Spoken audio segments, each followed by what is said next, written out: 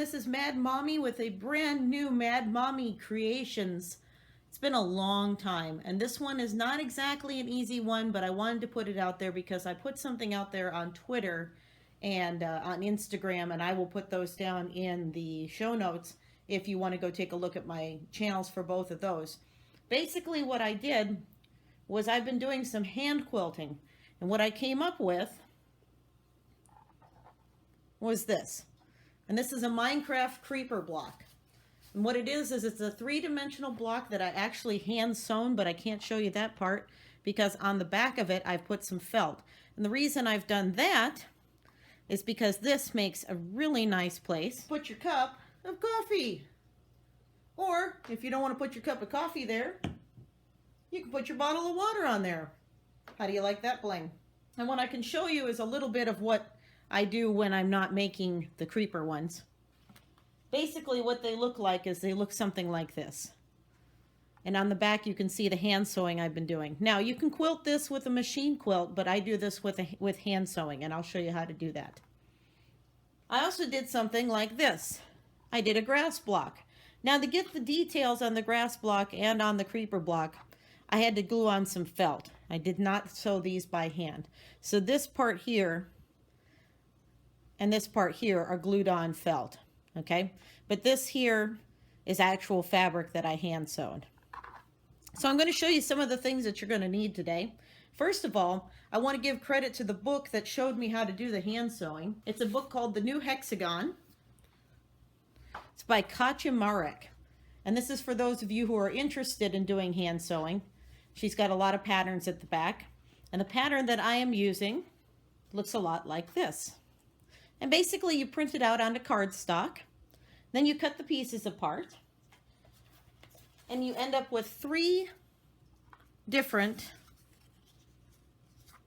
60-degree diamonds. So, in other words, you don't have to buy the book to be able to get these blocks. In fact, if you can find a picture of a cube, you can get these 60-degree diamonds, and that's pretty much all you need.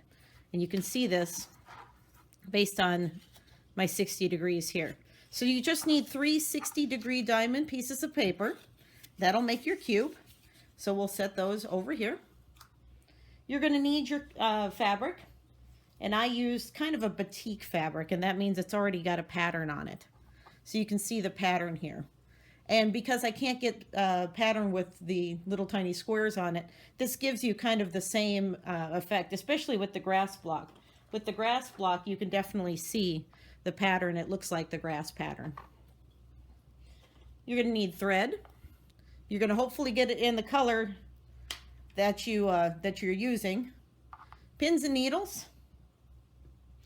If you're going to be gluing on your felt details, you're going to need some fabric glue. And of course, for the fabric details, you're going to need some black felt. You can use any kind of felt that you like. Now the felt that I used on the bottom is a much more expensive felt. Looks a little bit more like this.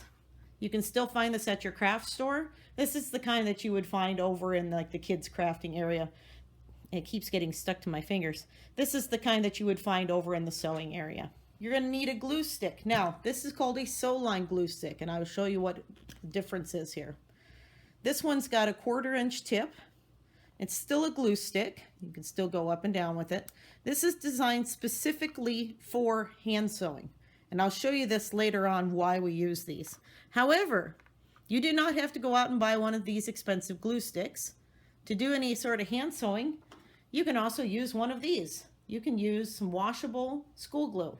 You're going to want something like this, or you're going to want a nice scissors. This allows you to make good straight cuts with your fabric. It's called a rotary cutter. Then you're going to need some scissors for your felt. And then if you want, some of the things that people use for hand sewing are some of these handy little clips. And these little clips hold the fabric together when you're trying to do the sewing.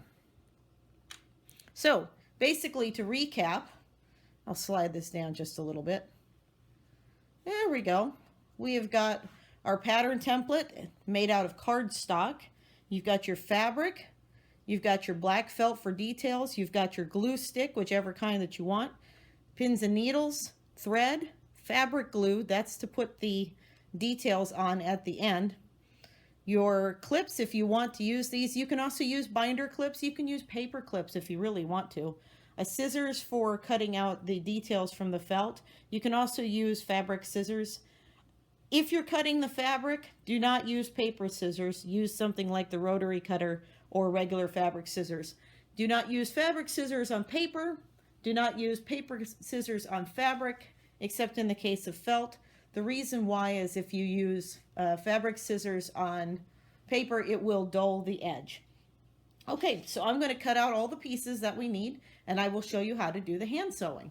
Okay, for the second half, you're going to need your fabric and you're going to need one of your templates. And what I did was I folded this fabric in thirds, so I wouldn't have to cut 3 of these at the singly. What you need to do is make sure you've got your sharp rotary cutter. Make sure it's sharp. Okay, that's a good sharp blade on there. And you want to make sure that you've got this set so that you've got at least a 1/4 inch of space around every edge, hopefully a little bit more. And what I'm going to do is I'm going to cut across here, and I'm going to cut this so that I have that much space around each side.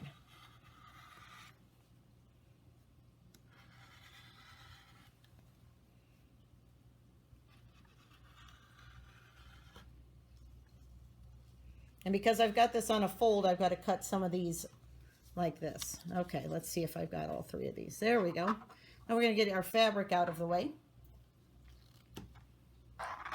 Now you're going to see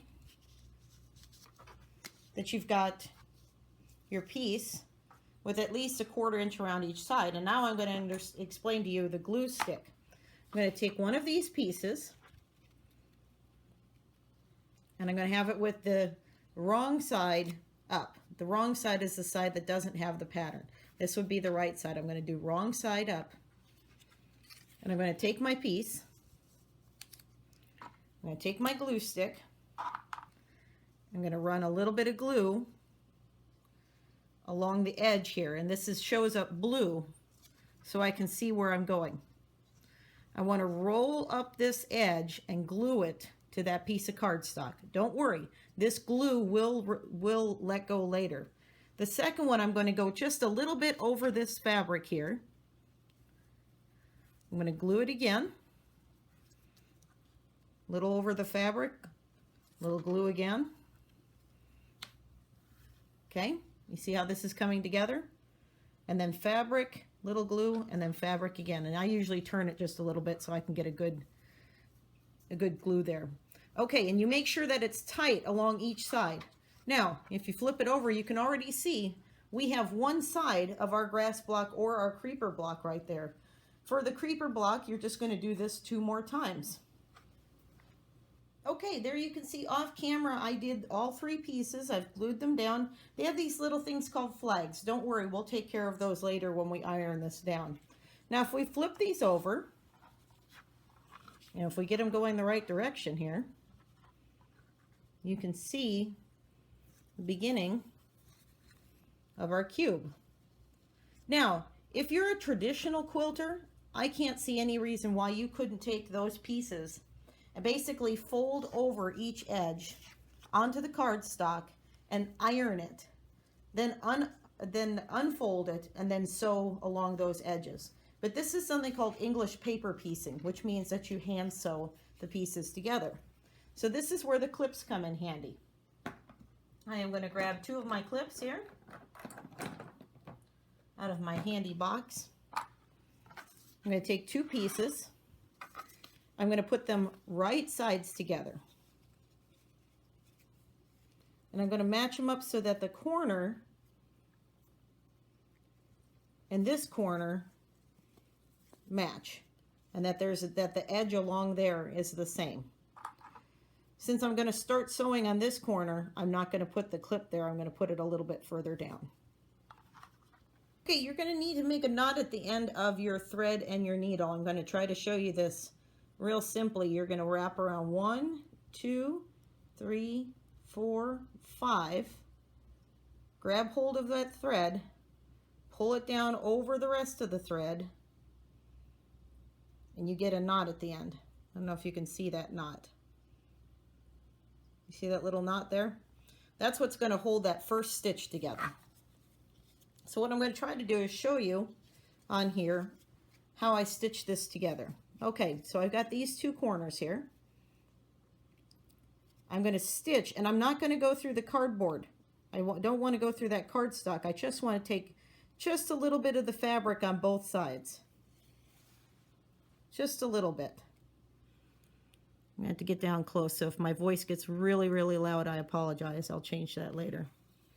I take little tiny stitches, and each time I'm making sure that I'm only getting a little bit of the fabric each time. Okay, and you're going to keep doing that all the way down until the other corner. When you get to the other corner, you're going to have to tie off with your knot, tie off with a different kind of knot. And I'll show you that real quick here. What you're going to do is you're going to go through, you're going to make a loop, you're going to go through that loop twice, going the same direction, once, twice, and that'll tie it off right there. So off camera, I'm going to finish sewing this up, and then I will show you what the whole finished piece looks like, sewed along all sides, and then I'll show you how to take out the middle. Oh, and I forgot to mention, you are going to need an iron for this, so you can iron down those seams. And at the end, then we'll be able to pull out those pieces of paper, and then you'll be able to glue it to the felt backing, and then we can put our details on. I just wanted to give you a quick update that this cardboard is very forgiving. You can fold it. Now look and see all the tiny stitches. And what I want you to know is that this is not a tutorial on English paper piecing. There are lots of tutorials out there. This is just an example of something that you can do with English paper piecing. But I'm on this last side here, and once we get done with that, then I'll show you how we do the ironing. Okay, now that we've gotten our square all stitched together, you can see we've got the pieces of cardstock still in there. You can see these tags here. And I've got my iron set on cotton. I've also got it on a very high steam setting. So what I'm going to do is I'm going to fold down two of these flags, just like that. And I'm going to hit it with some steam. And I'm going to make sure that's very, very, very, very, very flat. Wow, that's a big, big shot of my arm. We don't need to be seeing that. Okay, so see how that's laying really flat? We're going to turn it. We're going to tuck these flags. Sometimes it works better one way than another. We're going to give it another shot of steam. And we're going to do the third one. I'd be using my other arm, but I'm right-handed, and that's how I'm filming. Now this one's being a little bit more particular, so I'm going to try tucking it in. There we go, tucking it out of the way. You want to do it so that you get as much of a point as you can, because remember, this is a cube. It's supposed to look like a cube. So we're going to press this down, give it some good steam, and I usually like to flip it over and do the same thing. And you can see we've already got this grass block looking pretty good here. All right, we're done with the steam. So now I'm going to let this cool a little bit, and then I'll show you how we get the cardboard out. Okay, well, I still have my iron running. What I want to do is I want to get that cardstock out, and then I'm going to press it again. So what I use is, this is something that a lot of women will understand. This is something that you can use to push back the cuticles. I believe it's called a rosewood stick. It can be very sharp on one end, but if you're very gentle and you go underneath here, you can get underneath this glue and underneath the fabric without ripping any of it. So I'm going to go through and go underneath here. And you can see I'm just running it along that glue that we used. And that glue, because it's just basically like school glue, and you know what school glue's like, it doesn't hold up for anything. It's just coming right off. I can reach up under here with my finger, and with my fingernail, I can basically just pull that right out. And we've got that out. So I'm going to run this through, do the next couple of ones. And then what I'm going to do is I'm going to repress all of these edges so that it's ready to go for us to be able to glue it down onto our backing. Let's see if I can get this one out. There you go. We've got one more to go. I thought about pausing for a second, but you know what? This is going pretty well. And you can reuse these cardstock templates a couple of times. This is about the third or fourth time I've reused this. I've done it for the grass block, one other creeper, and then this creeper block. And you can see it's holding up pretty well.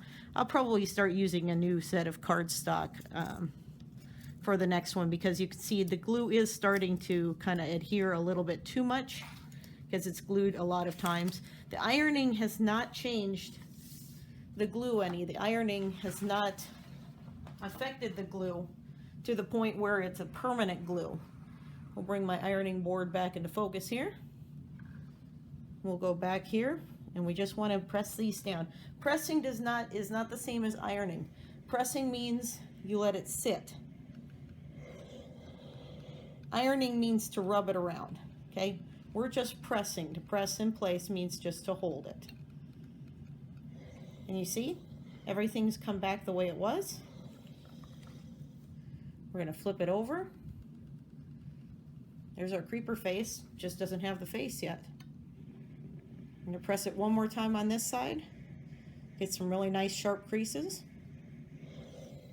Then I'm going to turn off my iron, and I'm going to show you how we make the face. Okay, this is probably the least scientific, well, or could be the most scientific part of the project. The one here on the left is the one I made first. The one on the right I'm still working on, and you can see the face isn't quite the same. And that is, I have to eyeball that. And what I did was I took an image and I kind of sketched it out the way I thought it should work. This is a flip-flop version, but I divided up that diamond, and then I divided it into half squares, and then I drew out and colored out what I thought it should look like. And then what I did is I cut out my black felt so it looked about the same. The whole point is, when I did that, I made sure I used a ruler that has, let me get this stuff out of the way here, that has a 60-degree angle. You can see this 60-degree angle right here. So these angles are what are going to help you to determine what angle to cut the eyes to glue that to. Okay, so what I'm going to do is I probably will change this up. Probably this angle here needs to be changed just slightly, and that means I'm going to need to change the mouth just a little bit. But this one's pretty close to what I did the first time. Now, what I would do next is I would take my specialty felt, and remember, this is not color fast felt, okay? So you're going to take your special felt, your expensive felt, and you're going to take that square, and this is the one I've already done, and you're going to draw around it, and you can use a white pencil, pencil, or if you have a marking pencil for sewing, you're going to draw around it, and then you're simply going to take your edges there, and you're going to put some fabric glue on there, and you're just going to glue, especially at these points where the flags meet, just glue all along here, and glue the peace sign part, and glue it onto your felt, and then you have a very nice coaster. And your coaster, once you get it all together, can look something like this.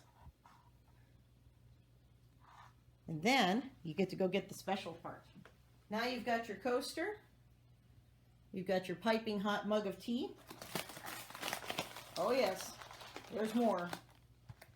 And a couple of cookies. If you have some biscotti, that works too. And anyhow, that's how you make a quilted English paper pieced creeper head, what we call a mug rug or coaster.